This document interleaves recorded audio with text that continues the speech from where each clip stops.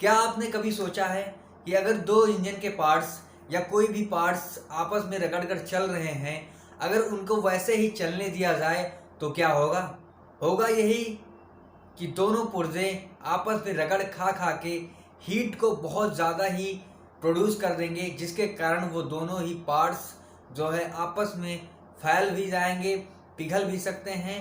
तो ये बहुत सारी चीज़ें हो सकती हैं इसके साथ। तो इससे बचने के लिए हमें लुब्रिकेशन सिस्टम को सीखना, जानना या करना बहुत ही ज़्यादा ज़रूरी हो जाता है।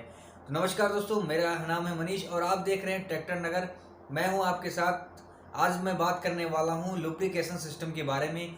लुब्रिकेशन सिस्टम क्या होता है, इसका यूज़ क्यों करते हैं, इसका उपयोग क्यों होता है और इसको कैसे करते हैं, ये कितने प्रकार का होता है, कौन से टाइप का किस इंजन में लगता है, इसमें कौन सा ऑयल पड़ता है, इसकी सारी जानकारी आपको इस वीडियो में मिलेगी।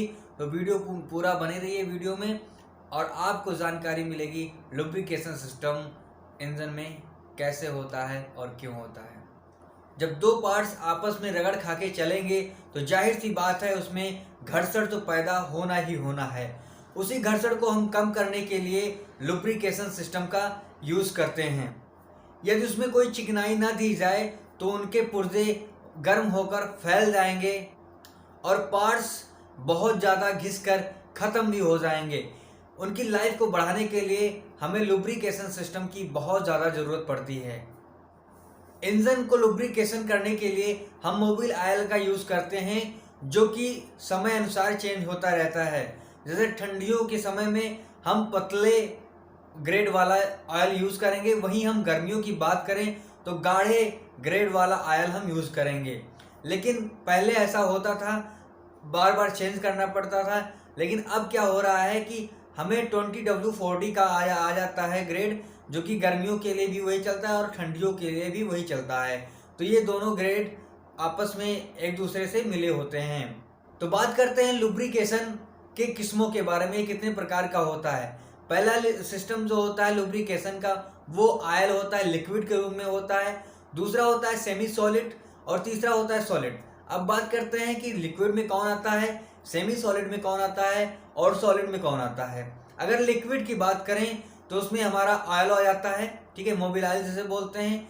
वही दूसरी बात करें कि सेमी सॉलिड में, तो उसमें ग्रीस आ जाती है। ग्रीस का यूज़ आपने देखा होगा, फ्रंट व्हील हब में होता है, टायर जो आगे अगला फ्रंट जो व्हील लगा होता है उसमें होता है। वहीं अगर सॉलिड की बात करें तो उसमें ग्रेफाइट वगैरह, माइका वगैरह आ जाता है। तो अब बात करते हैं लुब्रिकेशन के कार्य के बारे में। वर्क क्या करता है, क्या क्या काम करता है ये लुब्रिकेशन ऑयल या सेमी सॉलिड जो भी होता है, उसका कार्य क्या क्या होता है उसके बारे में जानेंगे। तो पहला होता है चिकनाई के लिए। जी हाँ, लुब्रिकेशन का यूज होता है चिकनाई के लिए। जब दो पार्ट्स आपस में चलते हैं तो उनके बीच घर्षण पैदा होता है, गर्मी पैदा होती है, इसलिए उनको आपस में सफलतापूर्वक चलने के लिए उसमें चिकनाहट दी जाती है, जो कि ऑयल के रूप में या फिर ग्रीस के रूप में दी जाती है। दूसरा है ठंडा करने के लिए। जी हाँ, उनको लुब्रिकेशन एक तरीके का कूलिंग का भी काम करता है, ठीक है। जहाँ पे पानी वगैरह नहीं पहुँचा सकते हैं, हवा वगैरह नहीं पहुँचा सकते हैं, वहाँ पे लुब्रिकेशन के द्वारा हम ऑयल के द्वारा उसको कूलिंग देते हैं। तीसरी चीज़ सफाई। जी हाँ, ये ऑयल जहाँ जहाँ पे जाता है वहाँ वहाँ साफ करता हुआ जाता है, अपने साथ जितने भी डस्ट होते हैं उनको भी साथ लेके चलता रहता है, इसलिए इसका काम एक और है सफाई के लिए भी। चौथा चीज़ सील करने के लिए, किसी चीज़ को पैक करने के लिए। जैसे मान लीजिए दो पार्ट्स ऊपर नीचे लगे हुए हैं, उन दोनों के बीच में थोड़ा बहुत गैप रहता है, उस गैप को भी ये फिल कर देता है, इसलिए इसका काम सील करने के लिए भी किया जाता है।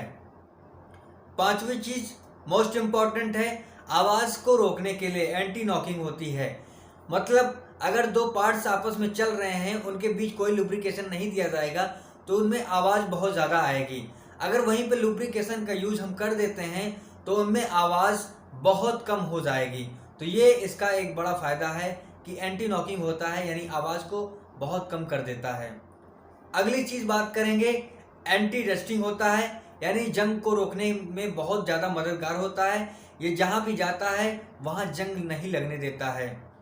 अगली चीज बात करेंगे, ये झाग को रोकने में काफी मददगार होता है, इसलिए ये एंटी फॉर्मिंग में भी काम आता है ये। तो अब बात करेंगे टाइप्स ऑफ लुब्रिकेशन सिस्टम, यानी लुब्रिकेशन के कितने प्रकार होते हैं, सिस्टम के कितने प्रकार होते हैं। तो अगर हम ट्रैक्टर की बात करें तो ट्रैक्टर में 3 तरीके से लुब्रिकेशन सिस्टम होता है ट्रैक्टर के इंजन का। पहला तो होता है स्प्लैश सिस्टम, दूसरा होता है फोर्स फीड सिस्टम और तीसरा होता है इन दोनों का कॉम्बिनेशन, यानी splash and force feed system तीनों होता है। ठीक है, ये तीनों चीज यहाँ पे यूज होती हैं। अधिकतर हम बात करेंगे फोर्स फीड सिस्टम की और स्प्लैश सिस्टम, ये दोनों काफ़ी ज़्यादा यूज़ किए जाते हैं।